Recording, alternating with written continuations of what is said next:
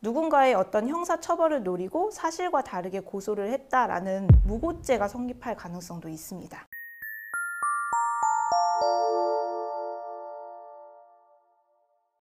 안녕하세요. 세상이 흔들어도 당신은 흔들리지 않도록 전변의 저울 전선의 변호사입니다. 저는 현직에서 12년차 변호사로 활동하고 있는 성범죄 전문 여성 변호사입니다. 제가 성범죄 피해자들을 상담하다 보면 공통적으로 가장 많이 받는 질문들이 있는데요. 바로 합의에 관한 질문들입니다. 피해자가 성범죄 고소를 진행을 한다고 해서 피해자의 그런 손해가 금전적으로 바로 보상이 되는 것은 아닙니다. 결국 그래서 형사 절차 내에서 따로 가해자와 합의를 하거나 혹은 형사 절차 모두 진행된 이후에 또 별도로 민사소송을 제기를 해서 이런 피해에 대해서 배상을 받게 됩니다. 이 합의라는 것이 피해자의 입장에서 보면 어떻게 보면 굉장히 중요하기도 하지만 한편으로는 좀 굉장히 어렵기도 한 부분입니다. 오늘은 성범죄 합의를 할 때 피해자의 입장에서 가장 많이 궁금해하시는 부분들, 그리고 합의할 때 피해자가 절대 놓쳐서는 안 되는 그런 3가지 부분들에 대해서 같이 알아보도록 하겠습니다. 성범죄 피해를 상담을 하다 보면은 이런 질문들을 좀 많이 받게 됩니다. 성범죄 고소를 하니까 가해자가 바로 합의를 요청해 오는데 합의를 해도 되나요? 결론부터 말씀드리자면 무조건 합의를 해서는 안 됩니다. 사실 성범죄의 경우에 합의에 관한 그런 시기가 꼭 따로 정해져 있지는 않은데요. 가해자의 입장에서는 혐의를 인정을 하는 경우라면 되도록 빨리 합의를 진행을 하는 것이 좋지만 사실 피해자의 입장에서는 그렇게 꼭 시기적으로 서둘러서 합의를 할 필요성은 없습니다.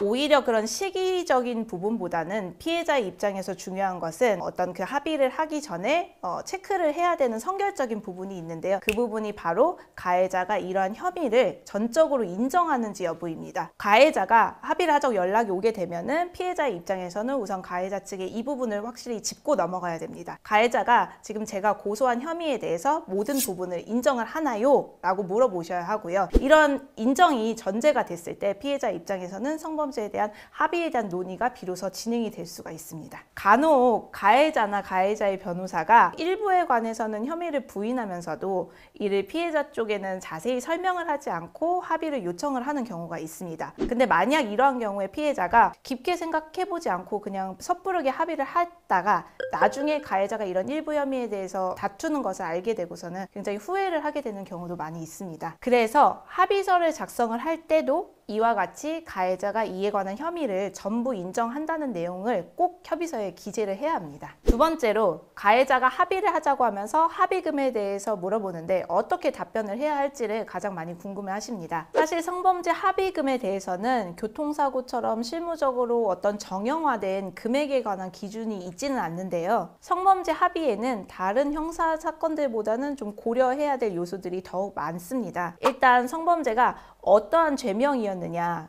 가령 예를 들면 단순한 추행이었냐, 아니면 강간이었냐, 중강간이냐, 이런 기준들에 따라서 합의금의 경중이 좀 달라질 수도 있고요. 그 다음에 가해자의 상황에 따라서 달라지기도 합니다. 가령 가해자가 성범죄가 인정되면은 어떤 직위를 잃을지도 모르는 공무원이라든지 이러한 상황도 반영되는 경우가 있고, 또한 피해자의 상황이나 그런 여러 가지 요소들을 고려를 해서 구체적인 액수가 정해지게 되는데요. 사실 성범죄라는 것이 발생하고 나서 그리고 가해자가 뒤늦게 사과를 하고 피해자에게 어떤 합의금을 전달을 한다고 해서 피해자의 그런 상처받은 마음이 완전히 회복되기는 어렵습니다. 이러한 피해자의 입장에서는 어떠한 행위가 있었던 간에 최대한의 합의금을 받도록 노력을 해야 되는데요. 그러나 그렇다고 해서 피해자가 합의를 할 때 비슷한 종류의 사건들에 비해서 굉장히 너무 과도한 합의금을 먼저 제안해서 요청을 하는 경우에는 오히려 가해자 쪽에서 피해자가 어떤 돈을 노리고 고소를 한 것이 아니냐는 프레임으로 대응을 할 수도 있습니다. 따라서 합의금의 그런 구체적인 액수에 대해서는 꼭 변호사와 상의를 한 후에 결정을 하는 것이 좋습니다. 그리고 세 번째 많은 질문인데요. 가해자가 합의를 했으니 이제 피해자에게 좀 본인에게 유리하게 처벌을 최대한 덜 받을 수 있도록 진술을 바꾸어 줄 수 있는지 요청을 받는 경우가 많이 있어요. 간혹 가해자 쪽에서는